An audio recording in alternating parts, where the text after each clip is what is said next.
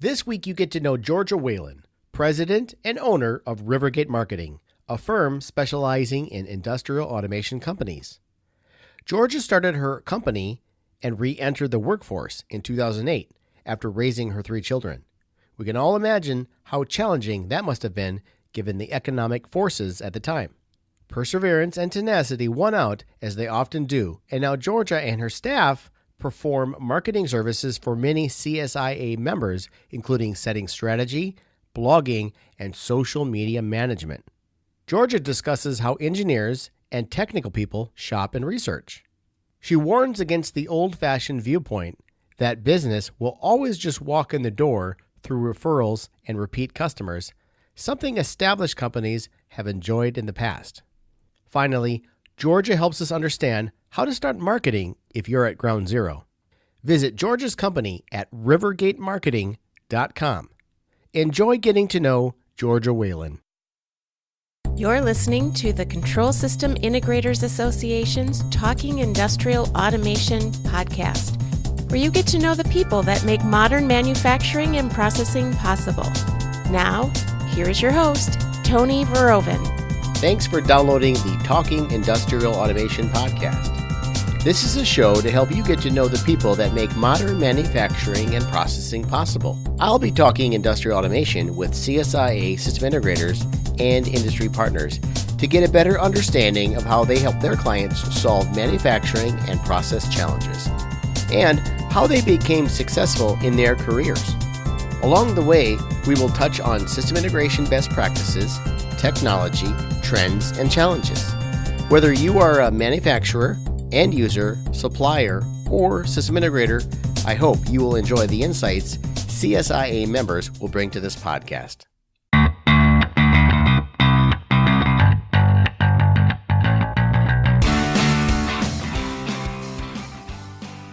Hi, it's Tony Verhoeven, and we're talking industrial automation with Georgia Whalen of Rivergate Marketing. Hi, Georgia. Hello, how are you, Tony? I'm doing well. We are at the Manufacturing in America conference here in Detroit. It's March 2018, even though you might be listening to this a little bit later or seeing this later. Mm-hmm. But Georgia, I appreciate you sitting down with me. We had previously, in a previous episode, we sat down with Sam Hoff of Patty Engineering, who you know quite well, don't you? Oh, yeah, we do go way back. Yeah, how far back? Well, a long time. A long time. We share the same parents. Okay, very good. That's how far Sam and I go back. And that's how I ended up falling into this business, actually. So you know a little bit about industrial automation, even though you're not an engineer. Exactly. I decided to re-enter the workforce after staying home with my 3 children. I had been home for about 10 years, and my oldest was getting ready to go off to college, and it was 2008, 2009 timeframe when the economy had hit the skids. So, right. So needless to say, it was not easy for a stay-at-home mom to find a job, even though I had worked for major corporations in the past. They were all on hiring freezes. I had worked for Kraft. I had worked for Pitney Bowes in sales and marketing. So kind of found that I needed to recreate myself. And so that's where the relationship with Sam came into play, in that he's has his own integration business and had been in business for a while. And he, like most any integrator or anybody in Michigan, was really struggling, especially with the auto industry. Mm-hmm. So I knew that he was struggling with his business, and I went to him and I said, Sam, hey, why don't you let me, come and originally I was going to sell for him and try and sell for you in the New England area, because I know you want to expand and diversify into different industries. And, you don't owe me anything unless I sell something or unless this thing turns. So that's how it all sort of began. Very good. And he at the time had a marketing person that was working for him part-time. And she left, and he's like, hey, your degree's in marketing. You want to do the marketing instead? And I'm like, sure. So I ended up doing the marketing, and things turned around for Sam. The economy started to turn around, so it just ended up working out. That's great. That's great. Yeah. And now you also you've kind of branched out and you have your own marketing company, kind of an agency. Is it an agency or marketing? It's a digital marketing agency. Yeah. Yes. How is that going? It's going very well. For a long time, it was just, Sam's business. But as my kids were, growing up and getting older and not needing, me as much, I knew that, I wanted to potentially expand what I was doing. And I talked to Sam about that. And I said, would you be opposed to me, because I'd always stayed independent from Patty Engineering. I was not an employee. I was doing work on contract basis. So he's like, no, I have no problem with it as long as they're not a direct competitor. Mm-hmm. And then I had some other people who had encouraged me from Siemens, actually. Peter Tribal had encouraged me to be doing work with other integrators because he noticed that Patty Engineering had significantly different marketing, as in they had marketing, as opposed to a lot of integrators that, feel like it's a word of mouth industry and don't pay attention to marketing. Right. Well, Peter's like, well, your Patty Engineering is showing up in Google alerts and people are asking me why Patty Engineering is doing marketing and nobody else is. Right. Of, solution partners. So he kind of planted the seed probably about 4 years ago. And then it took me a little while to get, systems in place and feel comfortable. And so now I'm one of 4. We have 4 employees. That's exciting. Here you are. And right now we have 6 clients. So we're really enjoying it. And now, do you focus in on mostly system integrators, engineering companies, or do you have I know you work with a few engineers or a few system integrator companies, but do you have other kind of like normal Yeah, well, when I was, deciding to expand, I really struggled with that as to whether I wanted to, open myself up to doing marketing for other types of businesses. But I knew that the learning curve was so long for me with helping Sam with marketing. I would be in meetings, calling in from, I'm located in Boston, they're in Michigan, but I would remote in for meetings, and Dave Foster would mention a PLC or, and I'd be a PL who'd be, what are you talking about? So I went through a learning curve with Patty Engineering. And, and I wasn't afraid to ask a lot of questions because, of course, it was Sam and, he's my brother. So, and down to the point when I would be out in Michigan, I would say, take me into a facility, show me. So I knew that my background in the fact that I know what HMIs are, what SCADA systems are, what, PLCs are, I know the lingo. I knew that that's valuable because a lot of marketing people don't know the lingo, and it's a very long learning curve, like I said. Right. So I decided at that time that it would be best to really just try and serve that niche because it's kind of a specialty for me. Absolutely. So you focus mostly on, I know you work with several CSIA system integrators as well, members. Correct. Yeah. And most of the integrators I work with are CSIA certified. And so I do work with other integrators. I also do work with automation distributors. So I have expanded a little bit out of the integration business. And I would look at other types of businesses that are in industrial automation. If they're not an integrator, maybe they're a manufacturer. Right, right. Something within the wheelhouse or sphere. Right. Sphere. Yeah. Right. Like you said, you've invested a lot of time to learn. Exactly. Learn this industry. It's such a the industrial automation is such a huge thing, but at the same time, it's very narrow as far as a niche sort of thing. Not everybody even knows what it is. Right? That's what I found. Everybody knows everybody, and it's nice, actually. It's nice that it's an industry like that. So I enjoy it, and the ladies that work with me enjoy it also. And they have Megan in particular, who's been with me for over 3 years. She grew up with a father who was an engineer in aerospace. So she grew up around it, and plus had, her dad there to ask questions when she was first doing it. And then Christine, who works with me and has been with me for a couple of years, is also an engineer herself, but wanted flexibility to be able to, we're all virtual. We work out of home offices. Okay. So they enjoy the flexibility, and it just works for everybody. Very and then good. Caroline, my daughter, came in recently, and she has experience from internships and whatnot. She graduated last May from UMass Amherst, the business program, and she had experience in social media marketing from working with Kronos, the software company.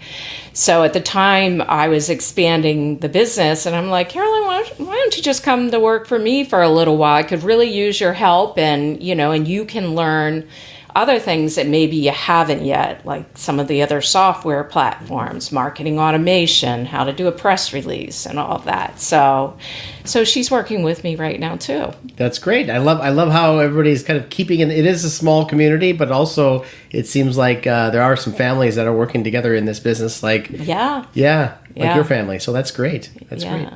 So you and I have talked about this quite a bit, about how system integrators and engineers, it is a small community, and typically business has walked in the door and they haven't done a lot of marketing. So I know this is kind of a little bit of a hot topic between you and I have talked, and you've mentioned things even at talks that you've done at the CSIA conference. So maybe talk a little bit about maybe how things have changed with marketing to the degree of doing digital marketing and social media, where before it was very much a word of mouth business. Right. And it still is. It's a lot of word of mouth, but the world is definitely changing. And just like 10 years ago, if we were going to research a major purchase that we were going to do for ourselves personally, we may have gone about it a different way, gone to a store, looked at items. Now we're sitting down first and we're putting in Google. We're trying to look at reviews. We're, trying to educate ourselves on things before we actually even have to leave the house. Right? Right. So that's how the engineering world is working now too, especially with the millennials coming into decision-making roles. The first thing they're going to do is get on Google and educate themselves as to how they might be able to solve an automation problem. And so it's more and more important now to have a social media and a digital presence overall, so that you can actually turn up in those searches when people are doing their exploring. Right, exactly. Well, and people might not look necessarily for the company. They might look up your company, right, if they already know who you are, right, and Correct. Use the internet like a phone book, like a white pages, right? They know who you are. However, most people search on the problem, right? They search on the solution. Exactly. Or if they have Mitsubishi PLCs or something, if they have a specific brand, they might research Mitsubishi Integrator or Siemens Solution Partner. So they are going to look for specific keywords. So if you are making sure that you're talking about your areas of expertise and how you can help people, more than likely you can be found in those searches. Right. That's the goal. That is the goal, right? To find, when somebody searches for SCADA, HMI platform system, or whatever those few keywords might be, is that your company comes up, or maybe a white paper or a video or a podcast that you've written absolutely comes up talking about that subject matter, right? Yes. So tell me a little bit about, from a client perspective, what sort of things should I be looking for, I guess, from, kind of like step over the line here, like kind of from a system integrator to a client kind of perspective. What should a client be looking for? How can they best find a good system integrator, I guess, and then on the other hand, what can a system integrator do to kind of make sure that they're communicating well with that client that they don't know yet, that doesn't know them? Right. Well, system integrators really are very different from business to business. We have clients across the country, and they all are so unique, and in the industries that they serve, and their specific niches of expertise within those industries. So you really need to be talking about how you solve problems for the clients that you really have a niche focus on. And it has to be about them and how you make their lives easier, So you need to educate. The integrators need to educate people as to what they do and what they do really well. And from a client perspective, you really do want to, first of all, I know some clients probably have a big in-house team, and that's great. But hiring an integrator to help with that in-house team is tremendously valuable, because that integrator has experience with multiple clients that are just like your business. So they have this bank of knowledge that that can be tapped by these clients and their in-house engineering team to understand what all is available to them so far as what types of solutions they could be looking at. They might not even, a lot of times they're not even aware of what the possibilities are. So I really think I love to get that message out for the integrators, because I really feel like they're adding a lot of value at the client level, at the end user level. So what does a client typically kind of search for, I guess, when they're searching for, and I guess, and then how do they ultimately run into a system? I mean, they must know that system integrators exist, right? But how do they kind of end up kind of making that kind of conversion in thought, or when they're searching for, like, I've got this platform that is, I need to upgrade it, or maybe there's something that's broken down or something like that. Right. How are they arriving at maybe choosing a system integrator? Are they running into maybe a system integrator like white paper or video or an article that somebody's written, or how are they kind of being educated and kind of slowly being nurtured? How do they get there? Yeah, it's a lot of different ways. It can be case studies. It can be press releases. We put out press releases for clients that might be on a project, a specific project, and automation.com or robotics tomorrow or manufacturing tomorrow might pick that up, and someone may find it off of someone else's website, but see that this particular integrator solve this problem for a company similar to them. So again, it's all about finding those keywords or searching on those keywords that you think would help you solve a problem that you're trying to solve. So, and then there's also the CSIA Automation Exchange and other, controls engineering has their own guide too. So they have different resources they can go to too and search integrators that way. And integrators will, specify on these guides what their areas of expertise are, what locations they service. So that's another way that end users can go to a bank of integrators that they can choose from. Right. So there's a lot of resources out there, like many websites out there. But is there anything that you would suggest that they do as far as kind of maybe getting to know someone? Should they like follow them on LinkedIn and try to do some research there? Because ultimately they have to like and trust who they work with. So how do they? What maybe might be the best way? Because as you mentioned, they Google first, right? And they're going to probably let's call it stalk them first.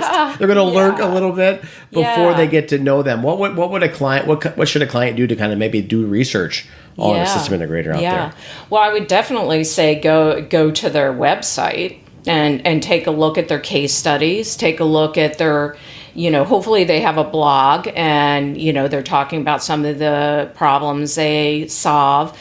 A lot of times you're getting to know, and the blog might be a little bit more of a casual format, and they might even talk about, company culture and what, so you can kind of get to know, they can get to know what the company's like before they even have to reach out. They can also do that on social media. I find a lot of traffic to our clients' websites come from the LinkedIn post, and of course you have a company page in LinkedIn. You can create your own company page, but we also do company updates on the company page.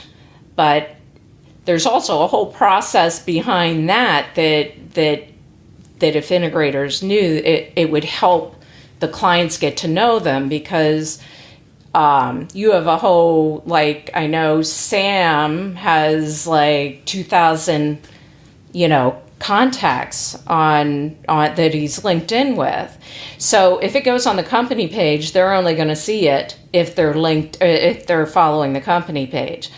But if Sam shares that post from the company page, it goes into the feed of all 2,000 of his, followers or connections.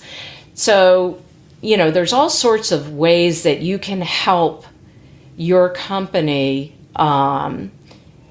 be known to end users, and also it's for the end users to get to know the companies. Right. Go on their LinkedIn and see if they're, what they're talking about and what they're doing, and in Facebook and Twitter too.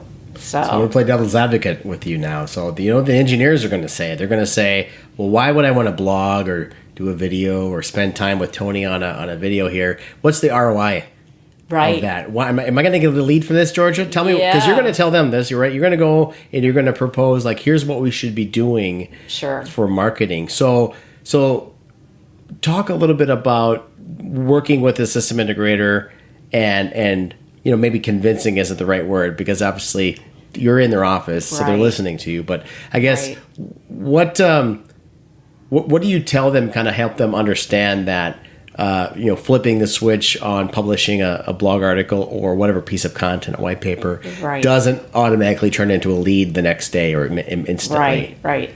Well, I always try and explain to potential new clients that marketing is an investment.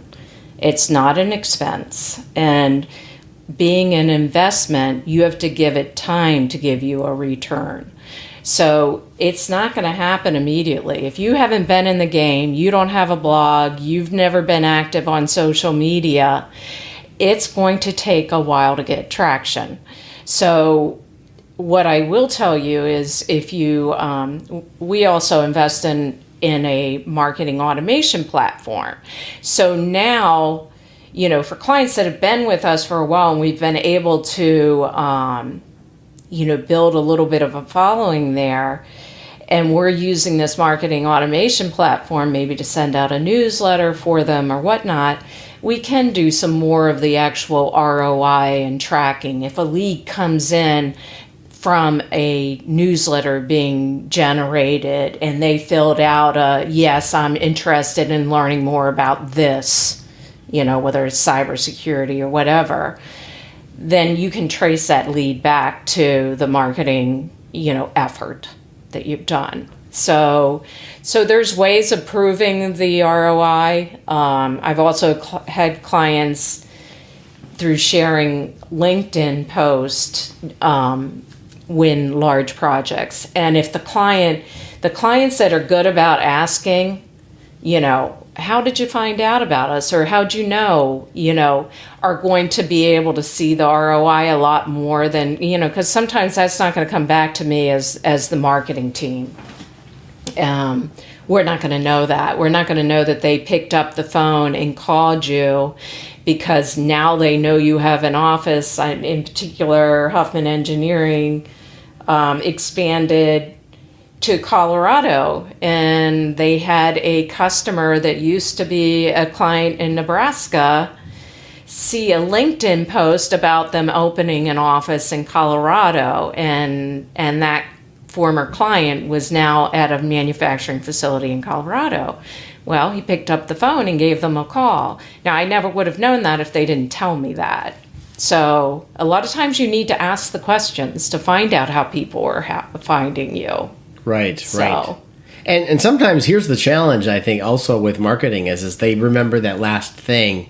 But what typically, maybe you would agree with this, is that sometimes it's not the last thing. It's this maybe accumulation or it's this aggregate of all things, the multiple different ways they've researched. And yes, I agree with you, Tony. It's not always the last. The last thing, right. Yeah. So if an integrator, and maybe an integrator's listening to this, and maybe not, or maybe just, and because I think this digital marketing in the engineering world, it's not necessarily system integrator specific. Could there be kind of a plant or a manufacturer that could certainly, I think, get a lot out of this as well? It's just maybe from the technical field. But what would you say is maybe the most important way to get started if they're transitioning from doing nothing. Yes, exactly. Because we talked about this kind of last attribute, like which got it done. So if that is the most important thing, what should they be doing? LinkedIn, or should they be blogging, or what should they start with? I think social media wise, definitely LinkedIn for the B2B in this type of space. Create a company page and then be active on it. You don't have to, if you're trying to do this yourself and you're starting from ground zero, trying to do Twitter, Facebook, and LinkedIn when you've had no presence on any of them is a very difficult thing to do. So you don't want to split your time. You really want to focus on one and getting one going strong. So far as the other types of marketing, I would say two things are most valuable in my opinion. And one is to have a company newsletter or email that at least goes out quarterly. It keeps especially in this business, they're long sales cycles. You might do a project for a customer 3 years ago, and they haven't needed anything from you since then. But if they see your name go past them, once every quarter, you're not harassing them. You're putting, and if you're giving them good content in that newsletter, it's keeping you top of mind for that client, and they'll think to maybe reach out to you. And then if you have a marketing automation platform, you're going to know that person that you reached out to or that you did a project for 3 years ago has suddenly been back on your website, and they've been looking at the retrofit blog post. Or they've been looking at, the case study on the SCADA system that you installed at a manufacturing facility. So I would say the newsletter is very important, and also the blog, because the blog is, and you don't have to be overwhelmed with thinking, oh, blog, how many times a week do I have to do this? Or how many times a month do I have to do this? You don't have to, you just need to start. Even if it's only posting once a month, starting, because it's putting fresh content on your website, and that's going to help keep Google happy and thinking that you're relevant because you have fresh content. And it's going to be valuable to people that come onto your website, because they're going to see, oh, they recently posted something on this. You look active. You don't look like you're stale and static and you're just a brochure. Also, case studies are huge for this, for B2B, and being able to educate. That's kind of middle of the funnel type of thing where you want to be able to educate people. Whereas more social media is sort of top of the funnel, getting them to come, and notice you and be aware of you. Right. Now talk about the funnel a little bit. Maybe not everybody's familiar with that here, but maybe kind of talk about that model of how the funnel works and awareness to consideration to making that decision. Right. Well, at the top of the funnel, it's basically your brand awareness and for your company to even be found, So if it's someone, that sees a LinkedIn post and goes to your website, or, it might be a press release that gets them to notice you and they come into the funnel. So that's top of the funnel, is basically building your brand awareness. Middle of the funnel is more educating them. Then it's they're looking at your blog post about the RFID project that you did. They're looking at your case study on the RFID project you did. They're educating themselves before they ever have to talk to you. And they want to do that. They want to feel comfortable that you are worth their time to reach out to them. So that's middle of the funnel. And then bottom of the funnel is when, they contact you, you go in, or your salesperson goes in and, explains more, and the sale comes in. So, and then down at the bottom of the funnel, you want to not only do you want that sale, but you want to continue to nurture them. And that's where, keeping a quarterly newsletter going so that you're, and reaching out to them and doing a customer survey after you've done the project to make sure they're happy. You want to keep those customers happy, obviously. You want to know that they're satisfied, because gaining a customer is a lot more expensive than keeping one. So. Right, absolutely.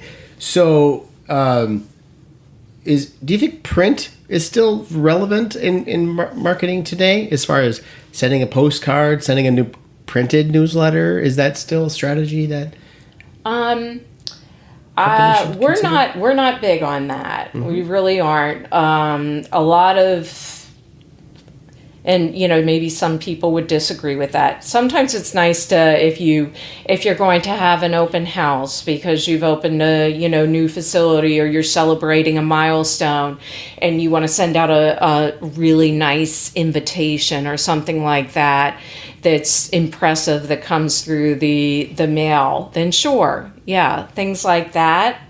But I think for newsletters and for that type of thing, really, you're better off with the digital edition, because people that's what they're using their mobile devices to sift through their email, look at your website, whatever. Everybody's very connected. Right. So far as print advertising, really most of my clients don't do a whole lot of that, unless it's as part of like a guide listing that they also get to be in print because they're participating with an online guide.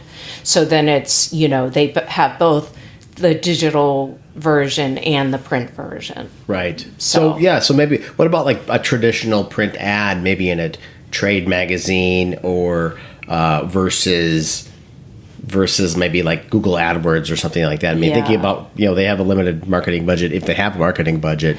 Print ads are very expensive. Mm-hmm. I would put my bucks into Google. if I'm going to be totally honest about that, yeah. And maybe think about, and Google, to be more specific, Google AdWords are very expensive. They are. Especially if someone's not keeping them up to date. So exactly.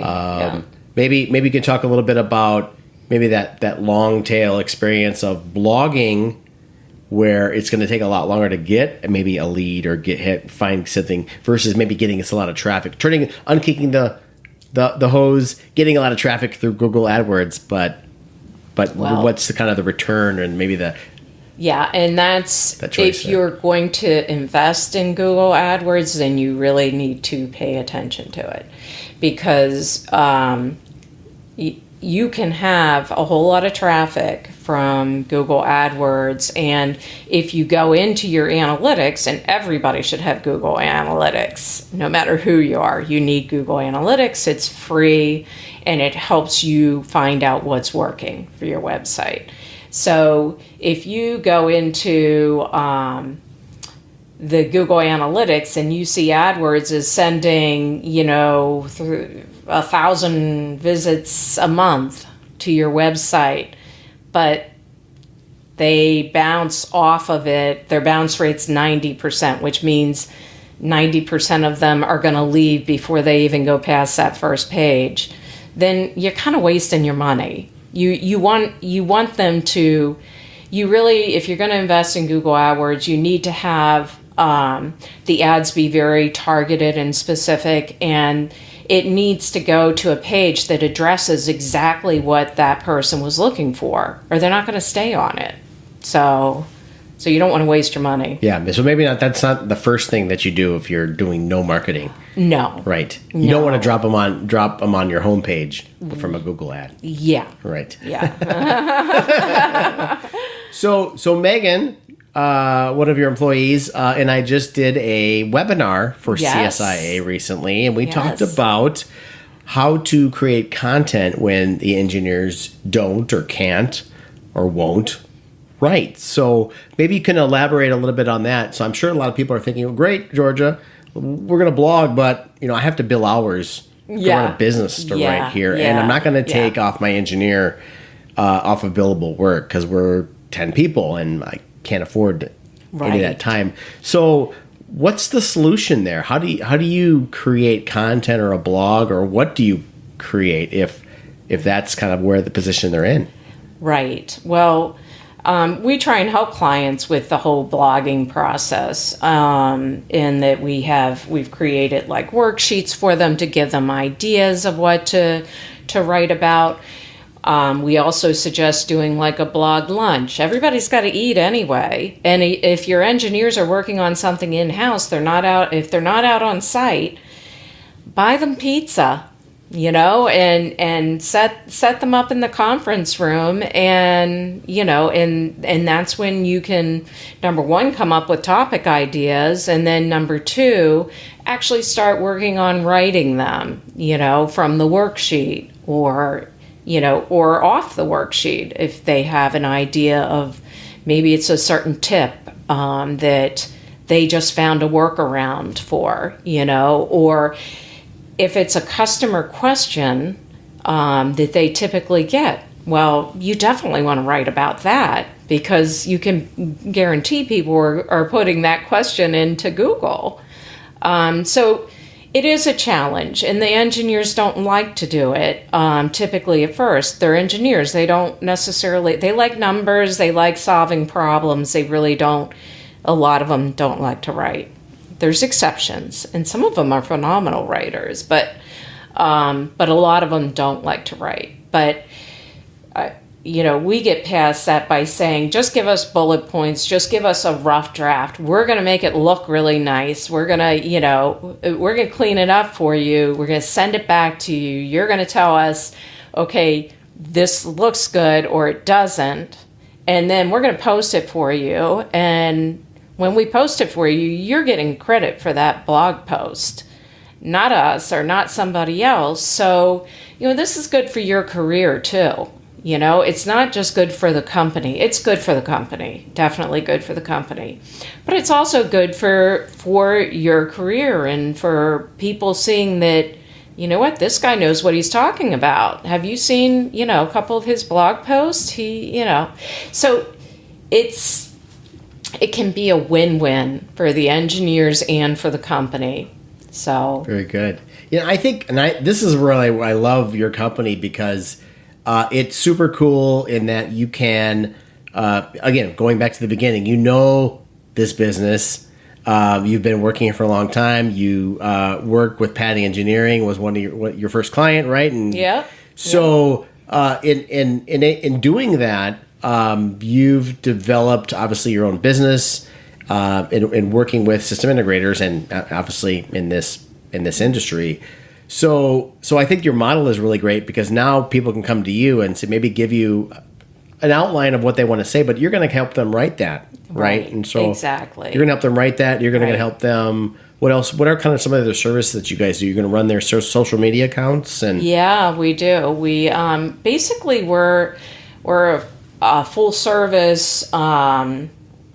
Well, we function as their marketing department a lot of times. Sometimes only one of my clients has an actual one person who's in-house that does marketing, which is wonderful, and we work with her as a team. But otherwise, when we go to work for somebody, we are their marketing department. So we're participating in their Sam calls it a huddle. He does a weekly huddle where they're talking about projects and, giving updates and everything. So that we can keep abreast of what they're talking about and what they're doing so that we know what to talk about. But then we're managing all of their social media accounts. We're putting out press releases for them, whether it's on a project or a new hire or a new certification. I just got, certified on a new technology. So we do the press releases. We help them with the blogging. We help them write industry articles for trade publications, which is very valuable for building thought leadership and authority. Because, when somebody sees that Patty Engineering or another integrator has published an article in a trade magazine, it really adds some authority, that, they must know what they're talking about, or, the editor wouldn't have published their article.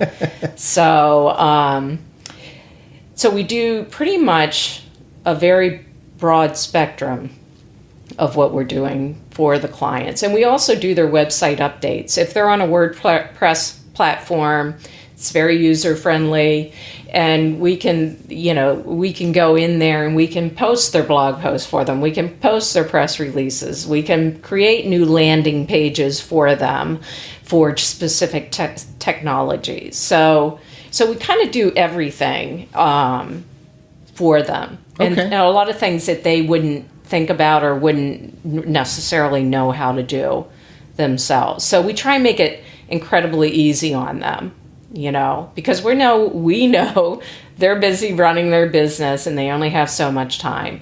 So, and we've even gotten good at we interview clients sometimes if the engineers are too busy and they can't really write and it's something that, that we really need their input on. We'll schedule like an hour and a half long phone interview that we record, and then we'll just keep going back to it and we'll write it for them, so we try and do a lot of the heavy lifting on the marketing end so that they can benefit from it without it being too much of a pain. Right. Yeah, I always think that it's easier to edit than it is to create, right? And so once you've done the heavy lifting, for them to say, well, let's change this or that here and there, versus like, I don't even know where to start. Right. Very exactly. Good. Very good. So let's back up a little bit here. So where did you grow up? Well, I grew up in Maryland. So my father and mother are, we come from an entrepreneurial family. They've had their own business for well over 50 years. So, and I grew up in basically farm country USA. It's a very rural area. And a lot of my uncles are dairy farmers. I still have cousins that are dairy farmers. One milks almost 1,000 cows a day, and, you know, farms over 2,000 acres. Wow. So no doubt maybe some automation or some help going on in there, I would imagine. Exactly. Right? Even in farming, yes. These I've seen some, not video, not in person, but some of it's pretty impressive equipment that goes on to be able to do that. And you can milk 1,000 cows with, you know, not 1,000 people, not 50 people, right? For a small team. So interesting. Right. So what? Well, so this is who in your company? This is your uncle, you said. Who is this in your family that's doing this? My cousin. Your cousin that's doing this. Yeah, my uncle's son took over the business. So, anyway, yeah, he's still in it. So, I'm from Maryland. I live in Boston now. I worked in the Boston area after graduating from college. Where did you go to school? I went to Susquehanna University out in Pennsylvania. In Pennsylvania, yeah, I've heard of that. Yeah, small school, and I was working for Carnation Food Service at the time when I moved up to New England. So they're now Nestle, but I really missed home. Actually, I wanted to come home until I met my husband, and he's a true Bostonian. And after I met him, Boston became a lot of fun. So, right. Been in Boston for a long time and really enjoy it. So. And that's where so now how long have you've been there? You raised your kids there then, right? Yes. I did make my husband move to Maryland when we were first married. I'm like, you need to know where I'm from. So we lived there for about 4 years, and then we moved back up in 93. So we have been there since 93. And I love it. We're close to the city. We live in Arlington, Massachusetts. So it's fun. Very good. Let's go back. Now, you had mentioned your parents ran a business. And yes. What was that business? It is still real estate and insurance. Okay. Yeah. Okay. Now, did you work in the business with them? I actually did. When we came back, my father, I think, had always imagined that I was going to be the sibling. You know, we're 4 kids in the family. So I have an older sister and 2 younger brothers. So my father, I think, always wanted me to come into it and kind of maybe take it over. But so we moved back to Maryland. I went into the family business, but my husband's too much of a diehard New Englander. He missed Boston too much. And I actually loved Boston too. So we ended up back up there. You know, I said, you have to give it a try, and then we can move back. So he made his or he got to know the area, and we still go back to visit, but we live in New England. Very good. Very good. Yeah. So tell me about what are the first things? I mean, you're obviously an entrepreneur. You've got 4 employees, right? Total 5, right? Well, 4 including you. Okay, me. so small, yeah. Right? Super small. So, yeah. So you're still kind of in that, obviously growth stage, and you've been adding on clients. You've 6 clients now. What is it? What's it like, I guess, to be kind of an entrepreneur right now these days? And what's kind of the main challenges that you're running into right now? Yeah. Well, I mean, the first hurdle is just getting over the fear of doing it, you know, really. And then the next challenge is, at least for me, I'm a bit of a perfectionist, and I'm very passionate about what I do and wanting to do it well for people. So it was really hard for me to give up a little control, you know, but I have gotten really good at that, because Meg and Christine and Caroline are amazing, and they do such a great job, and I trust them so much that, you know, that it really works well. And, you know, one of the easy things about today's world is that I can work anywhere I have a Wi-Fi access, and so can my employees. And it's not for everybody. Some people can't or couldn't be self-disciplined maybe to do it, or wouldn't like the isolation of not being able to go into an office. But I think especially for people that have families that want the flexibility to be able to, a lot of times I'll get an email from Megan at 11 o'clock at night, but she was able to do something else earlier in the day that she wanted to do. I don't care when they do it, right, as long as we get the work done. As long as there's results. Right. Yeah. That's what I was going to say the other big hurdle is being a boss and being okay with, or I should say trusting that your employees are going to get it done. Exactly. And that it's not a 9-to-5 economy really anymore. Exactly. And so that was hard at first, but I'm totally over that. Yeah.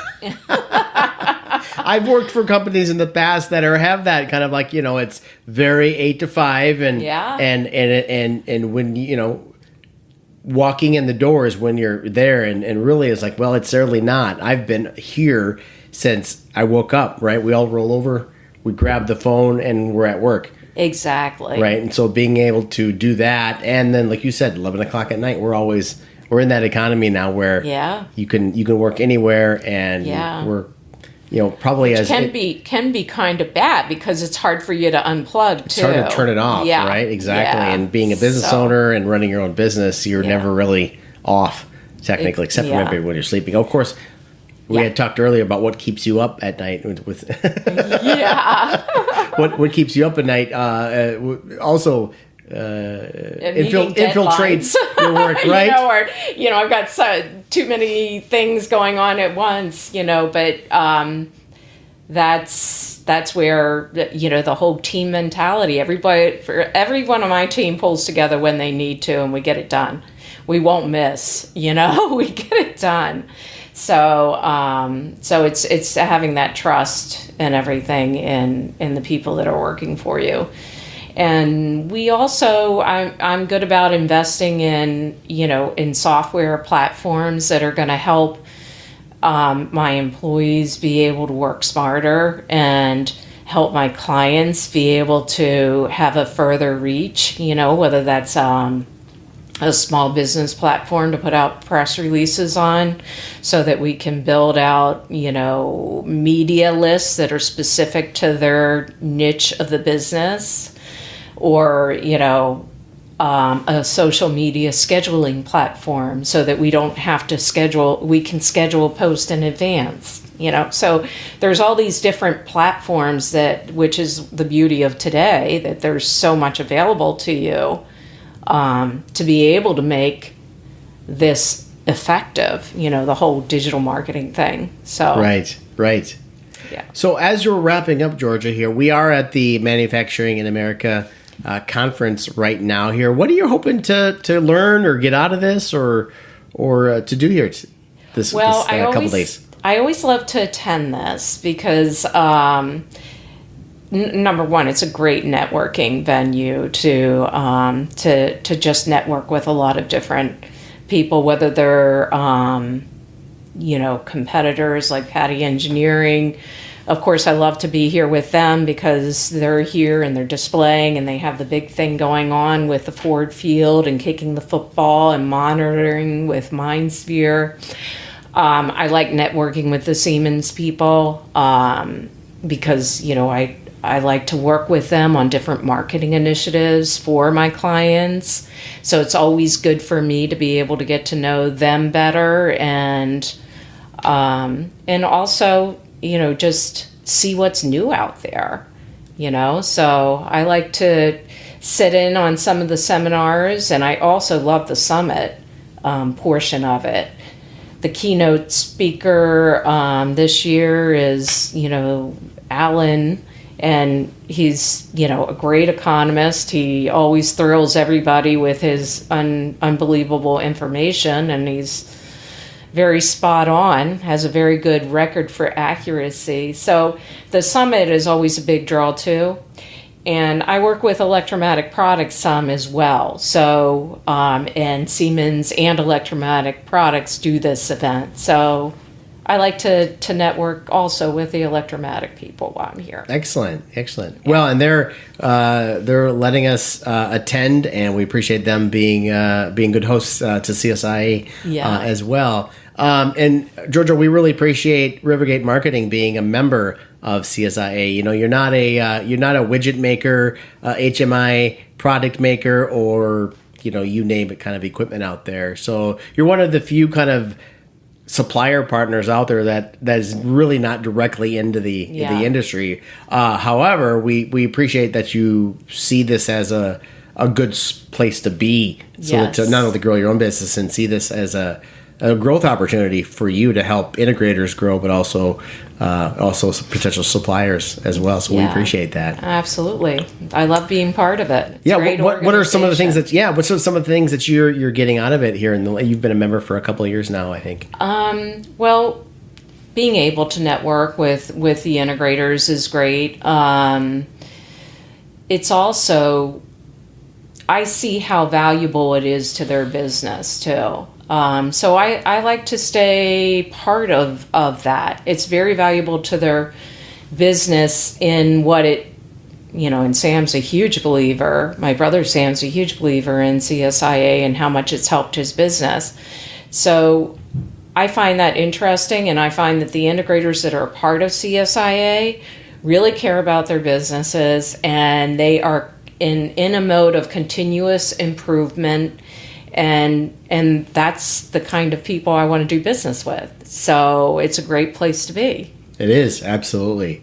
Georgia, I really appreciate you sitting down with me here and talking some shop, talking some industrial automation and kind of in the marketing world, the marketing facet of that. So I really appreciate you sitting down here. Any kind of parting words or anything you'd like to say?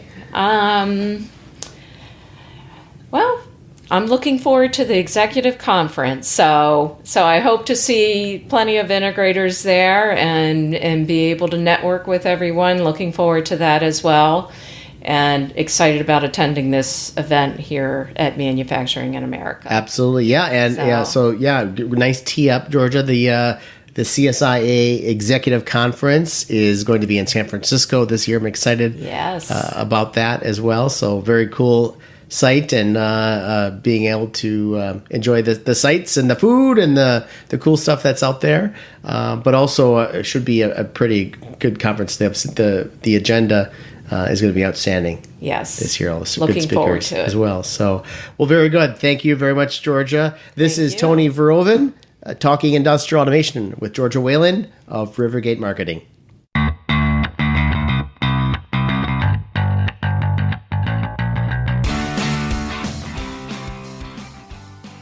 If you enjoy the podcast, please subscribe in iTunes, Stitcher, Google Play, or wherever you listen to podcasts.